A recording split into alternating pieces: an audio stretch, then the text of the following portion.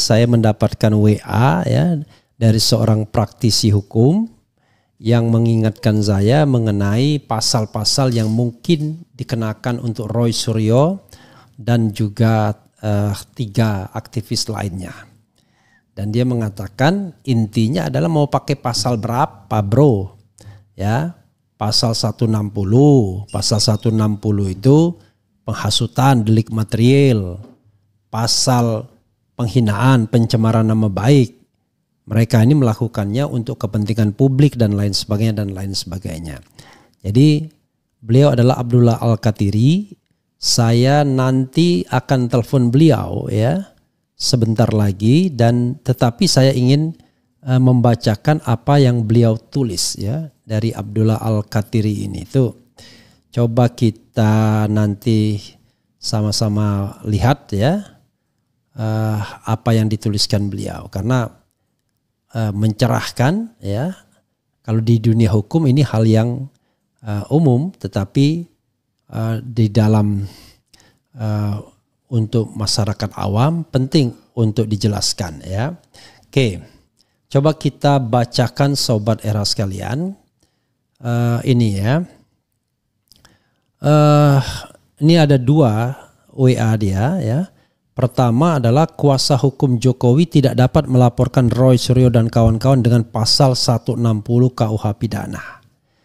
Yang kedua, demi kepentingan umum Roy Suryo dan kawan-kawan tidak dapat dikenakan pasal pencemaran nama baik, pasal 310 dan pasal 311 KUHP. Ini KUHP ya, bukan KUHP, KUHP. Jadi saya tidak mengerti ya bagaimana seorang lawyer yang katanya ketua atau katakanlah petinggi organisasi bisa membidik orang hanya karena punya preferensi ya, punya favoritism, punya kepentingan terhadap kekuasaan. Padahal ilmu hukum itu kan kita sudah pelajari sama-sama. Janganlah ya menggunakan pasal-pasal yang sebenarnya gaib-gaib semua. Hanya karena kita merasa bahwa penegak hukum akan berpihak kepada kita. Coba kita bacakan ya. Kuasa hukum Jokowi tidak dapat melaporkan Roy Suryo dan kawan-kawan dengan pasal 160 KUH pidana. Mahkamah Konstitusi telah mengeluarkan putusan terkait pasal 160 KUHP tentang penghasutan. Berikut adalah beberapa poin penting terkait putusan MK. Putusan MK nomor 7 2009 menyatakan bahwa pasal 160 KUH pidana tentang penghasutan bersifat konstitusional bersyarat, yang artinya bahwa pasal tersebut masih berlaku tetapi dengan syarat-syarat tertentu.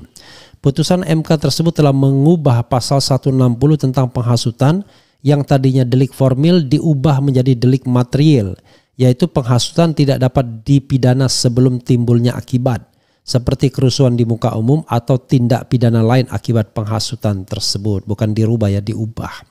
Sebagai delik material, pasal 160 KUH pidana juga mensyaratkan adanya kesengajaan dalam kurung dolus _offset dalam melakukan penghasutan. Ini berarti bahwa seseorang tidak dapat dipidana jika tidak ada kesengajaan untuk melakukan penghasutan.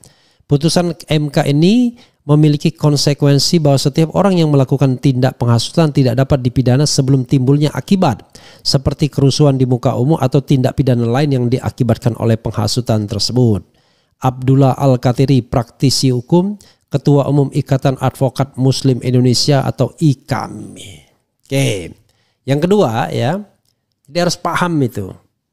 Lawyernya sudah paham, tetapi karena merasa dekat dengan kekuasaan ya, bisa kong kali kong dengan kekuasaan ya, dilindungi oleh kekuasaan, punya link dengan kekuasaan, maka diadukanlah hal-hal yang seperti ini ya.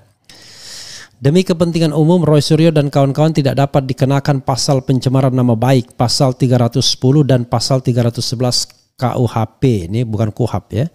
Sehubungan dengan permasalahan ijazah palsu Jokowi, pasal 310 dan pasal 311 KUHP tentang pencemaran nama baik dan fitnah terhadap Jokowi tidak dapat diterapkan karena Roy Suryo dan kawan-kawan memberikan informasi maupun keterangan ke publik demi kepentingan umum dan disampaikan dengan cara yang sopan dan berdasarkan fakta. Jadi masa dibilang mencemarkan ya, padahal itu dikaitkan dengan kepentingan umum ya. Selain itu pasal 310 dan pasal 311 KUHP adalah delik aduan. Artinya bahwa proses hukum hanya dapat dilakukan jika ada pengaduan dari pihak yang merasa dirugikan langsung, bukan orang lain atau pihak ketiga. Perlu ada keseimbangan antara hak untuk melindungi nama baik dan martabat seseorang dengan hak atas kebebasan berbicara dan berekspresi, terutama dalam konteks kepentingan umum. Dalam beberapa kasus, pengadilan dipertimbangkan apakah tindakan yang dianggap sebagai pencemaran nama baik itu atau fitnah tersebut dilakukan demi kepentingan umum atau tidak. Jika dilakukan dengan itikat baik dan berdasarkan fakta, maka tindakan tersebut tidak dapat dianggap sebagai pencemaran nama baik atau fitnah. Abdullah Al-Katiri, praktisi hukum, Ketua Umum Ikatan Advokat Muslim Indonesia atau IKAMI. Jadi sobat era sekalian ya, itu yang harus dipahami ya oleh kita semua bahwa tidak ada celah untuk melaporkan Roy Suryo. Tapi nanti kita coba lihat pasal Undang-Undang ITE ya, ujaran kebencian, berita bohong dan lain sebagainya. Nanti kita akan lihat ya. Karena itulah pasal karet yang tersisa untuk menersangkakan orang-orang kritis ya, yang ternyata pengadunya adalah organisasi advokat. Untung saya tidak masuk organisasi itu. Kalau enggak saya protes pasti ya. Oke, coba kita hubungi Abdullah Al-Katiri ya. Tadi saya sudah nyambung dan saya bilang nanti saya akan telepon setelah saya membacakan statement beliau ya. Oke. Assalamualaikum warahmatullahi wabarakatuh, Ustadz. Waalaikumsalam warahmatullahi wabarakatuh. Jadi Ustadz advokat ini ya. Oke. Oke, saya besarkan dulu sebentar. Ustadz, saya sudah membacakan, Ustadz punya statement ya yang disampaikan kepada saya mengenai pasal 160, 310 dan 311 KUHP, Kitab Undang-Undang Hukum Pidana, yang intinya mengatakan Roy Suryo dan kawan-kawan tidak bisa dilaporkan dengan menggunakan pasal-pasal tersebut. Bisa dijelaskan kepada pemirsa sekalian sebelum nanti saya tanya celah lain setelah dihilangkannya Undang-Undang 146, masih ada Undang-Undang ITE yang biasanya dikulak-kulik, siapa tahu bisa dikenakan ya, dan ternyata itu terkena untuk Bambang Tri dan Gus Nur. Setelah lolos dari berita bohong ternyata dikenakan ujaran kebencian di dalam banding dan kasasi. Silakan Ustadz, dimulai dari pasal 160 ini. Ya, terima kasih Bang Refli yang diberi kesempatan, karena memang ini perlu ada pencerahan ya, baik pada masyarakat maupun pada pihak-pihak terkait ya, yang hal ini termasuk pihak kepolisian ya. Jadi ini mensinkronkan lah istilahnya. Sebenarnya pasal 160 ini yang disebut pasal penghasutan ini dulu itu digunakan sebagai senjata pamungkas, senjata ampuh oleh pihak-pihak yang merasa dirugikan, yang merasa ya kan, dirugikan atau memang untuk membungkam. Karena pasal ini sebenarnya ya kan, pihak-pihak itu adalah pihak dari bukan pihak pada dasarnya khususnya itu pada pemerintah, bukan ditujukan pada perorangan, itu sebenarnya pada pemerintah gitu. Yang mana di situ dijelas pasal 160 itu dulu adalah delik formal. Delik formal karena dulu itu banyak mengganggu ya kan, banyak merugikan, jadi diuji materi oleh saya lupa siapa yang menguji waktu itu untuk dihapuskan, bahkan untuk ditiadakan, karena pasal ini adalah pasal karet, pasal yang tidak jelas, yang sangat subjektif, sehingga dapat digunakan untuk orang-orang yang apa istilahnya itu, yang like and dislike lah istilahnya, seperti itu. Tapi putusan MK pada waktu itu tahun 2009 nomor 7 2009 putusan MK itu tidak dihapus, tapi diputuskan dimaknai yang tadinya delik formil menjadi delik material, ya kan? Ya, Jadi penghasutan itu harus berdampak. Dulu tidak, dulu potensi gitu, potensial, seperti itu. Gitu. Itu yang masalah pengaduan ya. Ya biasanya itu ada tiga pihak, itu bukan dua pihak. Permasalahan teman-teman di lapangan ini kan dua pihak. Tidak ada yang dihasut kan. Ya. Yang terhasut siapa, yang dihasut siapa. Kalau ini banyak orang, ya otomatis karena ini masalah bangsa. Kalau menurut saya itu masih sedikit orang-orang itu. Sebenarnya seluruh bangsa Indonesia kayak 212 itu yang turun ke lapangan. Jadi bukannya kita keroyokan, bukan orang yang tidak bernalar. Mereka ini malah orang yang bernalar sehat. Gitu loh. Dia ingin membuktikan, ya kalau memang tidak terbukti dan sebagainya, dan dalam arti klarifikasi ini, ya kan, jika klarifikasi ini ditanggapi baik-baik, ditanggapi dengan oke lah, tidak ada apa-apa, gitu kan selesai permasalahan ini. Ini kan tidak. Sehingga semangat orang-orang ini ingin membuktikan benar nggak gitu loh. Ternyata terbukti makin lama makin muncul informasi-informasi, kemudian fakta-fakta, kemudian bukti-bukti yang mana menunjuk bahwa diduga ijazah itu palsu kan gitu. Itu yang pasal 160. Nah, tadinya kan mereka mau melaporkan 30-311. Sebelumnya begini, Ustadz ya, sebelumnya soal pasal penghasutan ini ya, ada kesan bahwa Presiden Jokowi mau menghindarkan diri untuk pemeriksaan ijazah. Jadi dipakailah pasal penghasutan. Kalaupun tadi Ustadz mengatakan nggak bisa ya kan menggunakan pasal ini, karena pasal 160 ini kelihatannya dipakai setelah tidak ada lagi pasal 14 dan pasal 15 Undang-Undang 1 1946 tentang menyebarkan berita bohong yang kita tahu semua kena ya, para aktivis itu. Kemudian mau menggunakan Undang-Undang ITE, mereka barangkali agak berpikir nih, kalau seandainya ujaran kebencian yang berbasiskan sara, saranya di mana? Kalau misalnya berita bohong yang menyebabkan kerusuhan, kerusuhannya di mana? Tapi faktanya, walaupun Ustadz mengatakan nggak bisa, toh Habib Rizik kena juga dengan pasal 160 ini, langsung ditahan. Bagaimana Ustadz? Iya, Habib Rizik itu kalau nggak salah dikenakan pasal kebohongan, Pak. Enggak, dia dua Ustadz. Pertama pasal 160 itu yang menyebabkan dia ditahan karena melanggar prokes, katanya memprovokasi atau menghasut orang untuk melanggar. Nah yang kedua barulah kemudian dikenakan pasal mengenai penyebaran berita bohong. Jadi dua itu kena semua, satu kena 10 bulan, satunya kena 2 tahun kalau tidak salah. Jadi asbabun nuzul pertama dia ditahan itu menggunakan pasal 160 Ustaz. Oh iya. Ya itu artinya begini, itu kan sebenarnya kalau nggak salah ini 2009 ya kena 160 itu karena memang apa istilahnya ya, tafsirannya itu mereka beda gitu loh. Tafsirannya mereka itu beda ya, artinya dianggap menghasut orang untuk melawan orang yang berkuasa begitu. Gitu. Memang pasal 160 itu. Jadi lawannya ini adalah orang yang berkuasa atau ASN gitu loh. Nah, kalau memang yang dikenakan itu saya belum pernah dengar, yang dengar itu adalah pasal kebohongan itu yang dia dikenakan pasal itu tetapi itu tidak terbukti Ustadz. Tetapi dia ditahan.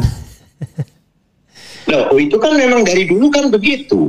Iya, maksud saya semua orang yang ditahan dulu itu termasuk klien-klien kami seperti Satganda dan sebagainya itu kan mereka ditahan sebelum ada bukti. Iya, maksud saya metode yang sama kalau penegak hukumnya agak miring-miring gitu ya kepada pihak pelapor gitu. Ya itu targetnya seperti Bambang Tri dan Gus Nur, tahan dulu. Kemudian nanti mau ada bukti mau ada kagak ya terserah, tetapi yang paling penting ditahan dulu biar orang itu nggak bisa ngomong lagi, tidak bisa menjadi ahli karena ada gugatan perdatanya. Bagaimana Ustadz? Iya, memang pada waktu itu hampir semuanya dilanggar, Pak. Mana yang tidak dilanggar? Ya kan, Undang-Undang Dasar aja dilanggar, apalagi undang-undang. Apalagi selalu ada penekanan. Saya jujur ya, yang saya bela itu banyak. Ada teroris, ada... Itu semua dalam persidangan tidak terbukti. Tidak terbukti. Gitu. Tapi harus dihukum. Bahkan hakimnya beberapa mengeluh pada kami, Pak, ini gimana Pak ya, ini gini, nanti aja Pak diperjuangkan, dibanding dan sebagainya. Itu bahkan minta maaf hakimnya itu. Jadi ada faktor X ya, yang 2 tambah 2 sama dengan 7, 2 tambah 2 dengan 5. Jadi nggak bisa kenapa kita pusing sendiri Pak waktu itu. Apalagi kami yang di lapangan. Ya, Habib Rizik salahnya apa ya waktu itu? Masa orang bilang sehat, ditangkap. Ternyata sakit, kan itu kan pribadi. Ya. Orang Indonesia kan terbiasa kalau ditegur, gimana kabarnya? Baik, tapi ternyata ada obat di kantongnya, obofong ini harus ditangkap, kan nggak bisa begitu. Memang sangat subjektif penegakan hukum yang lalu. Saya ingin mengatakan bahwa kan Ustadz mengatakan bahwa nggak bisa dong 160 based on your knowledge, ya kan? Tetapi yang jadi masalah adalah kita mengalami sebuah kejadian yang sering sekali nabok nyilih tangan gitu kan. Jadi Pak Jokowi tidak pernah mau berhadapan, tetapi dia menggunakan orang lain, dan orang lain itu di-entertain oleh penegak hukum. Kasusnya ya seperti Gus Nur dan Bambang Tri yang paling nyata begitu. Nah, maksud saya setelah tidak adanya undang-undang pasal 14, 15, Undang-Undang 1 1946 tentang penyebaran berita bohong, kira-kira potensi apa lagi yang bisa menyebabkan seorang Roy Suryo, Dr. Tifa, Rismon Sianipar, dan Rizal Fadila ini ditangkap dan ditahan, Ustadz? Saya pikir nggak ada alasan. Mereka berbicara itu hak mereka, ya kan? Kan dilindungi oleh Undang-Undang Dasar. Orang mengajukan pendapat dan sebagainya, ya kan?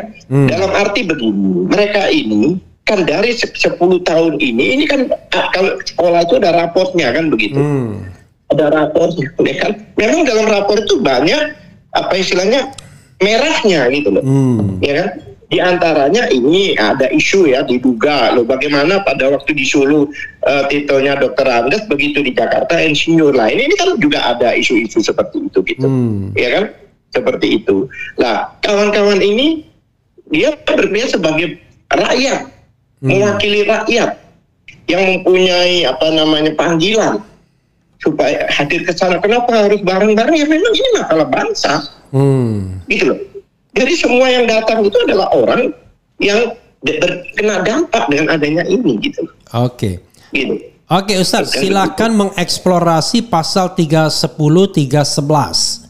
Roy Suryo dalam tanda kutip nantang Jokowi, kalau memang merasa dicemarkan atau difitnah, silakan laporkan pencemaran dan fitnah. Walaupun kita tidak yakin Jokowi melakukannya karena kebiasaannya tadi kan nabok nyilih tangan.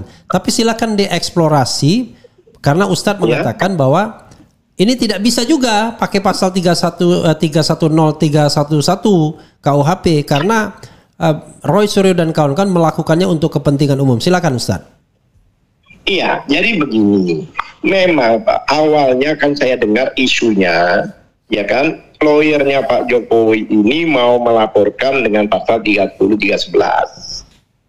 Saya bilang, wah keren ini. Kalau ini terjadi, ya, kalau dikatakan bahwa mereka fitnah, mereka harus menunjukkan tidak fitnahnya yang mana, kan begitu. Nah, dengan adanya dilaporkan ini dia harus buktikan. Kan sama dengan mengatakan orang bohong itu kan fitnah itu. Ya, kalau saya bohong, nggak bohongnya. Nah, pengertian bohong itu, ya kan, menyatakan sesuatu yang tidak benar, tidak sebenarnya. Itu harus di-counter dengan fakta sebenarnya. Makanya dengan adanya dilaporkan ini bumerang buat lawyernya Jokowi. Makanya dia lari ke satu, sudah terlanjur dia mau melaporkan, ya kan? Tapi begitu dia memprediksi dampaknya nanti, hanya dibelokkan ke pasal yang sebenarnya pasal zong ini. Gitu. Karena yang di 160 itu harus ada akibat. Ya kan, contohnya apa? Ada orang, kita ini sebelum polisi menyerang itu kita serang balik, kita bakar. Nah itu yang bagian penghasutan itu. gitu loh. Dulu kan itu bisa ditangkap dulu karena potensi. Tapi sekarang kalau belum ada yang diserang, belum ada kebakaran, nggak bisa. Atau belum melakukan tindak pidana ya. Rasanya tidak mungkin sekelas mereka tidak paham gitu ya. Loh, ya artinya mereka sangat paham. Mereka sangat paham sebenarnya. Gitu loh. Nah, sekarang mendefinisikan sekarang kan pasal-pasal IT itu dulu kan keonaran, karena kericuhan kan itu Pak. Kalau dibaca undang-undang ini saya kesini dulu ya. Undang-undang yang baru ini, Undang-Undang Nomor 1 Tahun 2024 itu, perubahan undang IT itu kan ada pasal 28 ayat 3. Iya. Baca di situ. Ya kan? Jadi yang kemarin Undang-Undang Nomor 146 itu yang kata kebohongan menimbulkan keonaran dan sebagainya itu yang sudah daluarsa itu kan dihapus. Tapi kayaknya diakomodir di pasal ini. Iya. Coba dibacakan itu yang pasal 28 ayat 3 itu. Jadi itu dinyatakan bahwa dinyatakan kebohongan yang menimbulkan kericuhan sekarang ini, bukan keonaran. Ya kan? Ya. Nah, kalau mereka masih saya bacakan pasalnya ya, pasal 28 ayat 3 Undang-Undang 1 2024. Setiap orang dengan sengaja menyebarkan informasi elektronik dan atau dokumen elektronik yang diketahuinya memuat pemberitahuan bohong yang menimbulkan kerusuhan di masyarakat. Ya. Jadi itu. Jadi ada dua syarat. Dia tahu itu berita bohong. Yang kedua menimbulkan kerusuhan di masyarakat. Nah, saya tidak tahu apakah ini delik material atau delik formil. Harusnya delik material karena kan di situ menimbulkan kerusuhan di masyarakat. Jadi tidak hanya Iya, silakan. Iya. Jadi kericuhan itu seperti gini contohnya ya. Kalau dulu kan mereka bilang kan di medsos kerusuhannya. Ini itu sebenarnya bukan kericuhan itu. Seperti peristiwa ya. Jika di pasar banyak orang itu sedang berteriak, ada kebakaran ternyata dia bohong. Nah, ini kan belum menimbulkan kericuhan. Iya. Atau orang di tepi pantai dia berteriak tsunami padahal tidak ada tsunami. Gitu kan.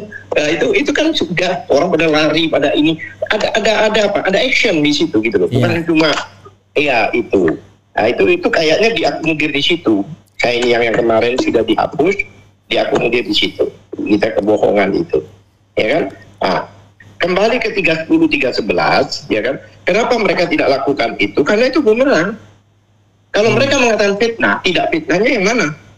Ya. Dia harus buktikan, satu. Terus kedua lagi, pasalnya kalau boleh saya bacakan ya, pasalnya, pasal 310. Barang siapa, ya kan, sengaja merusak kehormatan atau nama baik seseorang dengan jalan menuduh dia melakukan suatu perbuatan dengan maksud yang nyata, ya, yang akan tersiarnya tuduhan itu dihukum karena penista dan dihukum penjara selama 9 bulan whatever lah. Tapi pasal 3 jangan lupa tidak termasuk, ya kan, penghasutan dan sebagainya ya, tidak maksudnya menuduh dan sebagainya itu jika ternyata bahwa si pembuat melakukan hal itu untuk kepentingan umum. Jadi yang dilakukan teman-teman itu kepentingan umum. Ya kan? Untuk terbuka ini memang itu pertanyaan umum. Hampir seluruh ayat ini kan mempertanyakan itu. Nah, jadi satu, tidak bisa diterapkan juga pasal 310-311 ini. Karena apa yang dilakukan itu kepentingan umum dan pada saat ini mereka masih dalam taraf klarifikasi gitu loh. Kan mereka ini kan tidak melakukan tindakan hukum, mereka kan melakukan klarifikasi. Untuk mempertanyakan di semua pihak, termasuk di KPU, termasuk di UGM dan sebagainya. Gitu. Jadi pasal 310 ini juga demikian. Seperti dulu Ahmad Dhani itu kan pernah kena di Surabaya kan, dia kan RGP itu kan, dia orasi, ya kan? Yang mana di dalam telegram kepolisian mengatakan bahwa ya kan RGP ini bukan gerakan murni gerakan moral.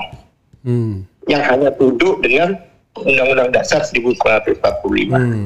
Tapi kan dibawa ke ranah hukum oleh mereka itu. Sedangkan kehadiran dia dalam orasi dan sebagainya itu kan sesuai pasal 28 ayat 2 dan ayat 3 Undang-Undang Dasar 45. Dan demi kepentingan umum. Ya kan? Demi kepentingan memang waktu itu memang banyak yang menghendaki ganti presiden. Ya kan?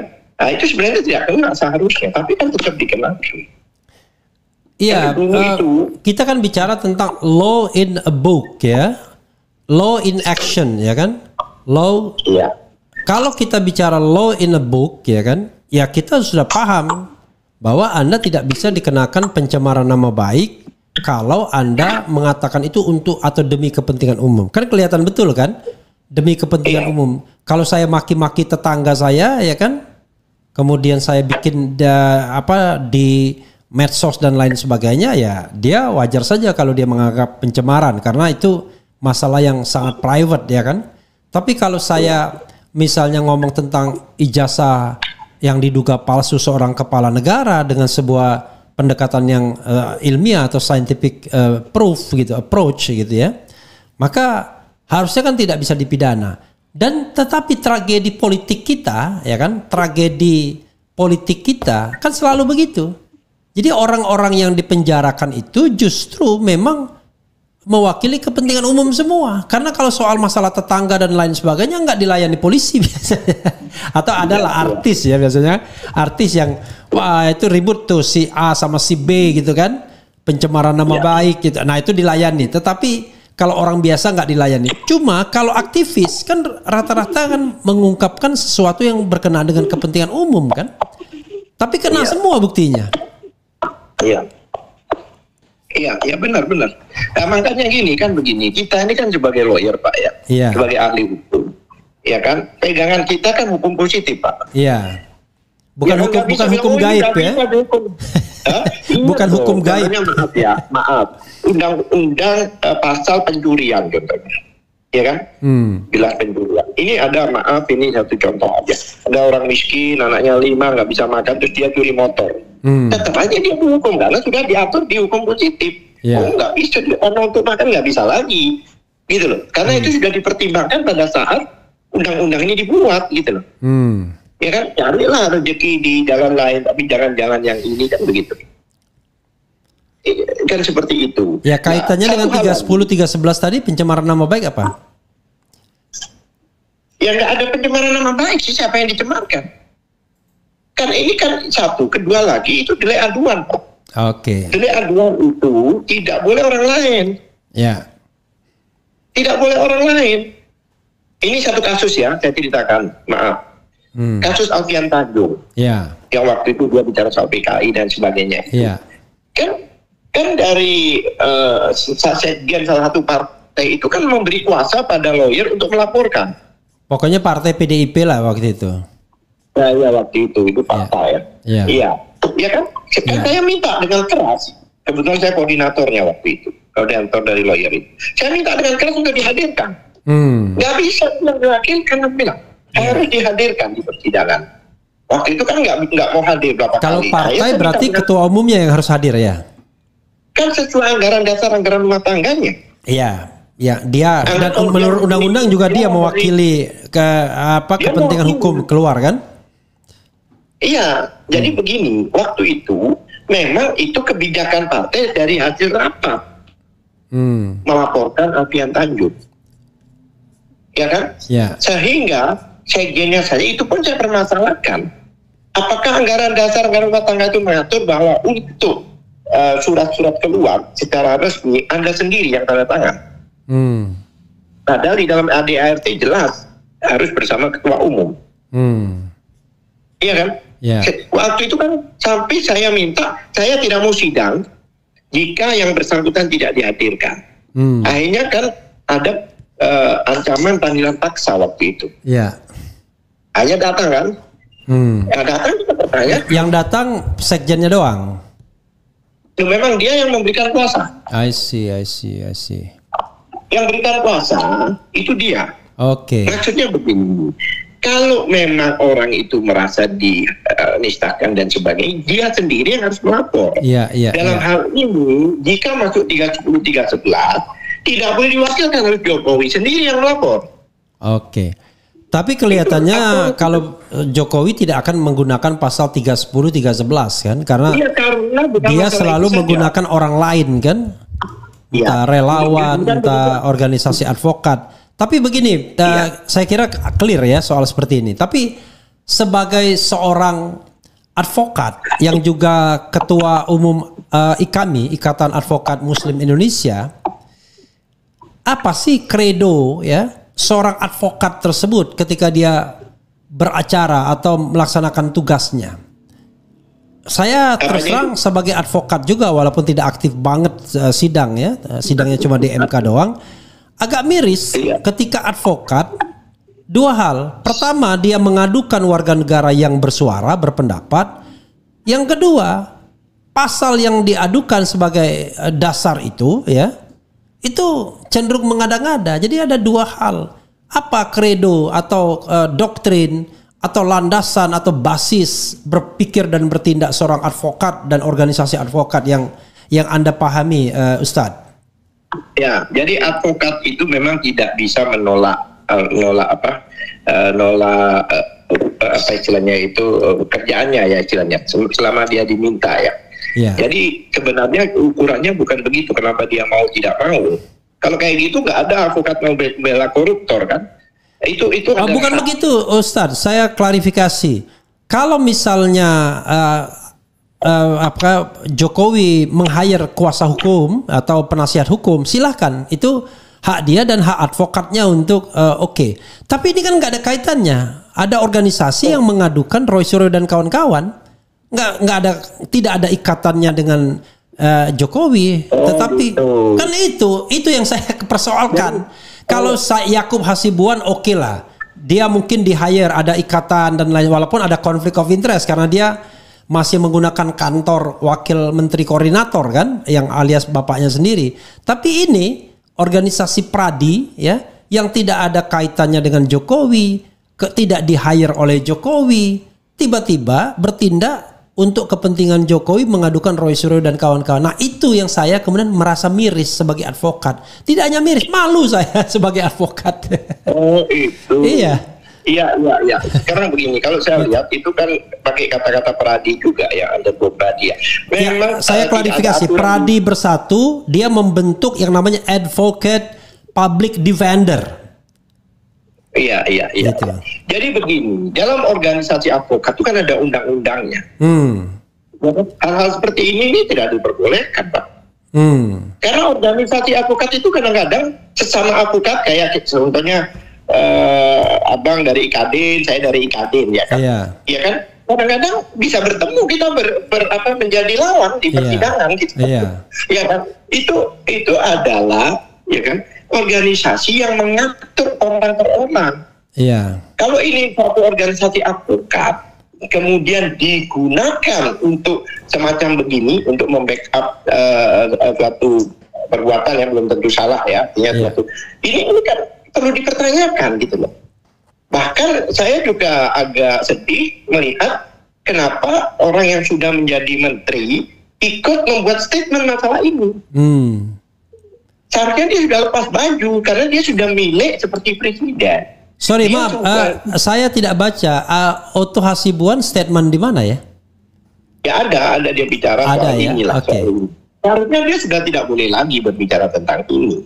Karena dia ini sekarang adalah bukan pihak.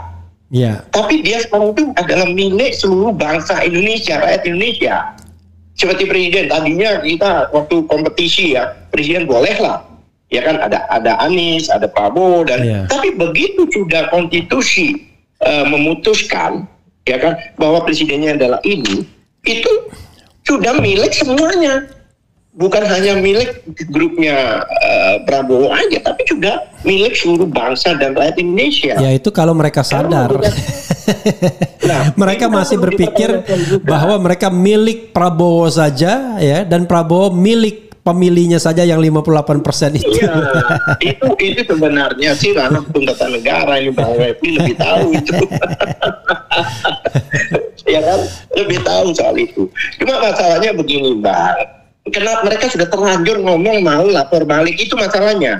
Mungkin mereka belum memprediksi pasal mana yang dipakai. Nah, mungkin beberapa orang mengira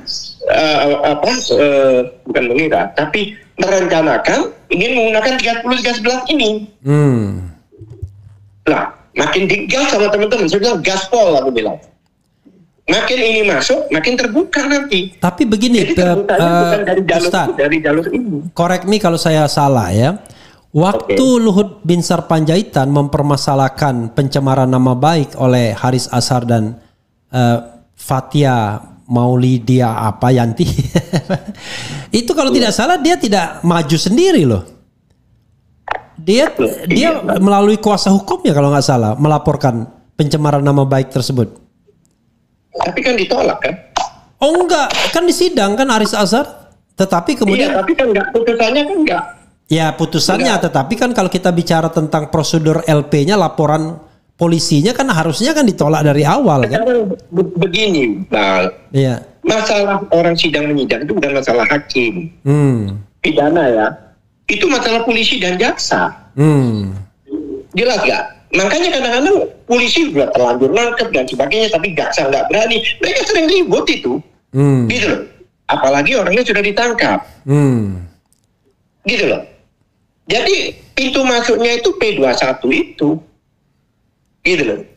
Tapi kalau sudah P21 dan masuk pengadilan, mau tidak mau harus wajib hakim menyidangkan. Jadi masalahnya bukan di hakim. Oke, tapi maksud saya ya, penegak hukum yang sudah ceto welo-welo saja itu masih bisa main gitu loh. Dulu kan kita ingat tuh, gentleman-nya paling tidak SBY kan, ketika dia merasa dicemarkan, dia lapor sendiri kan ke, kalau nggak salah waktu itu ke Polres atau ke Polsek gitu ya. Nah, walaupun pada waktu itu saya menganggap, waduh, ini tidak pantas seorang presiden melaporkan, ya kan? Tetapi paling tidak prosedur yang dia tempuh itu benar. Dia tidak nabok nyilih tangan orang gitu. Benar, iya. Gitu. Iya. Ini siapa? Ini presiden siapa? Presiden SBY dulu kan pernah dia. Yang dia merasa dicemarkan, akhirnya dia lapor sendiri ke polisi kan? Gitu. Iya, iya. Jadi perkara ini mirip-mirip perkaranya Alfian Tanjung, Pak. Dan faktanya Alfian Tanjung kan dimenangkan kita. Iya. Menang, bebas kan? Faktanya. Oh, ya kan? Alfian Tanjung itu bebas ya, dibebaskan.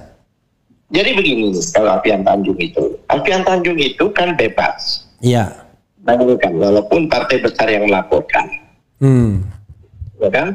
Dia bebas, tapi terus kalau bebas itu biasanya jaksa kasasi, bukannya banding. Iya, langsung kasasi. Nah, dalam kasasi ini mungkin konon kabarnya saya langsung umroh kan waktu itu. Iya. Mungkin ada keterlambatan dalam mengajukan kontra memori kayaknya. Kayaknya loh ya. Atau ada koordinasi kita juga nggak ngerti ya. Tapi nggak bisa kalau kayak gitu. Atau dihubungkan dengan peristiwa yang di Surabaya. Kan dari 3 perkaranya Alfian Tanjung kan 2 bebas. I see. Keren itu. 2 bebas kan waktu itu. Nah, jadi istilahnya ini kalau emang laporan ini blunder, baik 160 maupun 310 ini, karena 160 ini juga harus membuktikan sesuatu. Nggak bisa lapor begitu saja. Yang dihasut siapa yang dihasut? Tapi begini Ustadz ya, ini pasal yang katakanlah kita bilang, kalau Munarman bilangnya ngawur gitu ya, tuna akal dia bilang bahkan. Iya. Tetapi yang ngawur tuna akal ini diterima laporannya, sementara yang jelas-jelas misalnya seperti laporan TPUA ya kepada Bareskrim mengenai dugaan ijazah palsu Jokowi nggak diterima. Mereka cuma masuknya ke Dumas, pengaduan masyarakat, tapi tidak masuk ke laporan tentang tindak pidana. Karena kalau laporan tindak pidana nggak diterbitkan LP. Mudah-mudahan polisi bilang polisi setelah dengar ini siapa bilang kan kalian tidak lapor. Nah kalau misalnya ada statement polisi begitu, ya sudah Rizal Fadila dan teman-teman harus lapor kan. Tapi mereka sudah pesimis duluan. Nggak mungkin LP diterbitkan sehingga mereka masuknya ke Dumas, pengaduan masyarakat yang tidak boleh ditolak tetapi tidak bisa ditindaklanjuti juga, tergantung polisi kan. Iya. Jadi begini menurut saya ya, ini menurut saya sebagai ahli hukum ya. Iya. Ya kan? Yang fakta yang paling bagus bisa masuk, bisa membongkar isu itu ya adalah kasus kita dilaporin ini gitu loh. Kalau melaporin memang orang melaporin kan harus bawa bukti, itu fakta. Iya kan? Iya, tetapi masalahnya pelaporannya tidak terkait dengan ijazah palsu, tapi terkait dengan penghasutan. Kalau terkait bukan. dengan yang kita melapor itu apa? Oh, yang melapor itu mereka tidak melakukan pelaporan tindak pidana, bukan laporan polisi, tapi mereka cuma dumas doang, pengaduan masyarakat. Memang dumas itu kan lanjutannya nanti ke penyelidikan, penyidikan dan sebagainya. Ya memang itu kalau mereka tindak lanjuti, kalau mereka nggak tindak lanjuti kan kita nggak bisa ngapa-ngapain juga. Bukan begitu. Jadi dalam laporan ini Pak, pidana, ya kan, apalagi berhubungan dengan itu memang harus membawa bukti Pak. Memang iya, gitu loh, gitu loh. Harus membawa bukti, gitu loh. Mereka jadi, sudah menyertakan belasan bukti. Jadi setiap ada bukti baru mereka sertakan. Pas pulang dari UGM kemarin, Solo mereka sampaikan bukti tambahan. Ya enggak, ini kalau dari kacamata hukum acara ya kan, bukti itu artinya kan, ya apa ya? Saya juga nggak bisa berbicara dalam arti memang siapa yang melapor itu dia harus dapat bukti itu fakta. Ya itu, jadi ya mungkin itulah kendalanya mungkin. Oke. Gitu loh. Ustadz, silakan closing statement. Anda wrap up closing statement dan barangkali kita stop atau nanti kita akan bicara lebih baik kopi darat, karena kalau kopi udara ini suaranya up and down gitu ya. Kasihan juga sobat daerah sekalian. Silakan Ustadz. Jadi intinya begini, saya fokus ke pasal yang dikenakan, ya kan? Kalau kita bicara 160, pasal 160 itu tidak bisa dipisahkan dengan keputusan MK 7/2009 itu, ya kan?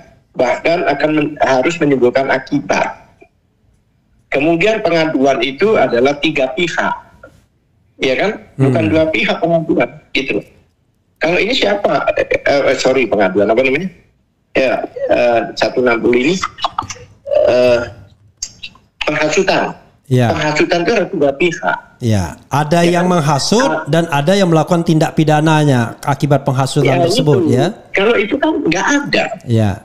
Mereka kan tidak pernah menginstruksikan orang-orang itu untuk melakukan di luar jalur hukum.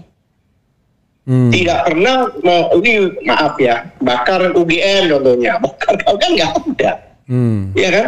Mereka datang bertamu baik-baik ke sana, ya kan? Hanya ingin membuktikan kebenarannya, ya kan? Walaupun gagal, tapi kan mereka tidak ada menghasut orang. Iya. Bahkan saya lihat banyak perempuannya, masa perempuan menghasut nggak akan berani dia. Iya kan? Ya, pokoknya tidak ada tindak pidana yang terjadi, itu yang paling jelas kan? Iya, tidak ada tindak pidana yang berarti. Ya. Kalau 310 lain cerita lagi, ya kan? 1, bahwa itu adalah aduan absolut, harus yang bersangkutan, yang difitnah atau dilecehkan, dinistakan, whatever, itu harus yang melapor. Iya. Nggak bisa diwakilkan. Kedua, ada pasal 3-nya, ayat 3 yang menyatakan 310 itu, ya kan? Jika demi kepentingan umum, maka tidak bisa dikatakan pidana. Itu bukannya cuma bahwa orang fitnah, tidak, ada ayat lain yang menyatakan demikian, gitu loh. Nah, semua yang dilakukan oleh orang-orang ini, kawan-kawan kita di lapangan, ya kan? Ya kan? Itu adalah demi kepentingan umum. Mewakili rakyat Indonesia, ya kan? Memang kalau dia mau bawa orang banyak-banyaknya bisa aja kalau emang mau, tapi kan tidak. Ya kalau mereka jalan, kemudian bikin statement dan sebagainya, itu hak mereka, hak konstitusional mereka, ya kan? Menyatakan bahwa kami sekarang datang ke sini, kami tidak diterima oleh ini, kami hanya ditunjukkan ini, itu adalah hak mereka. Tapi tidak ada tindak pidana di situ. Nah, mungkin dengan emosionalnya mereka katakan kami akan lapor balik, akhirnya bingung pasal mana yang dipakai. Iya kan? Iya. Akhirnya mereka kebingungan sendiri sekarang. Pasal mana yang dipakai? Tadinya 310 kalau nggak salah. Ya kan? 310 ada 2 hal blunder buat dia. Kalau mengatakan bahwa ini fitnah, berarti ini bohong. Jika bohong, yang benar mana? Itu harus dibuktikan. Ya kan? Padahal mereka menantang. saya akan tunjukkan ijazah itu jika aparat mengendaki atau apa yang berwenang, dalam ini polisi, hakim dan sebagainya, ya kan? Lain perdata ya. Kalau perdata itu lain lagi ceritanya. Kalau perdata itu hakim murni pasif. Iya.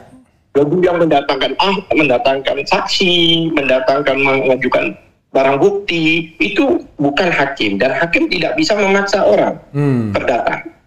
Contohnya bilang, oh ini asli ya, hakim bilang ini palsu ya, dia bilang enggak palsu, itu bukan bukti kan, nggak bisa kalau perdata.